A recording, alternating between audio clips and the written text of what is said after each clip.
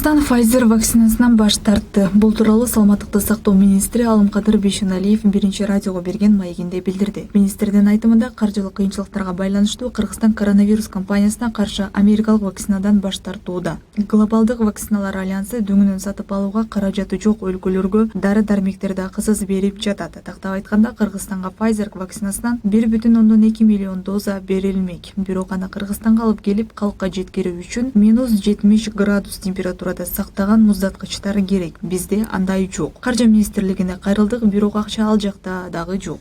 Муздаткычтарды жок дегенде ири шаарларга, облус борборлоруна жеткирүү үчүн 2 миллион доллар керек, деп түшүндүрдү Бейшеналиев. Биз Кыргызстандын жетекчилигинен Россиянын башчысы Владимир Путинге 500 000 доза вакцина сураган кат жөнөттүк. Россиянын саламаттыкты сактоо министри Мурашко макул болду. Маселе жакын аралыкта чечилет. Бул вакцинанын компоненттерин сактоо үчүн -2ден -18 градус талап кылынат. Бизде андай муздаткычтар бар. Ошондой эле Кыргызстанды кадимки жашоого кайтаруу үчүн калктуу эмдөө керек деп билдирет. Буга чейин 11 январда өлкөгө Pfizer вакцинасынын документтери келип түшкөндүгү маалымдалган. Ал арада Өзбекстан, АКШнын Pfizer жана Германиянын BioNTech компаниясы чыгарган коронавируска каршы Comirnaty вакцинасынан 100 000 доза алып келет. Бул тууралуу аталган өлкөнүн саламаттыкты сактоо министринин орун басары Бахадыр Юсубалиев билдирди. Министрдин айтымында Pfizer BioNTech вакцинасын -70 градус температурада сактай турган муздаткычтар бар экенин айтты. АКШ, Улбритания, Сауд Аравия сынды 19 өлкө Pfizer BioNTech вакцинасы аркылуу калкын эмдөөнү пландаса, ал эми Кыргызстан сураган Спутник 5 вакцинасы буга чейин Белоруссия, Боливия, Аргентина, Алжир жана Сербияда колдонууга бекитилген. Спутник 5 Индияда, Кытайда, Бразилияда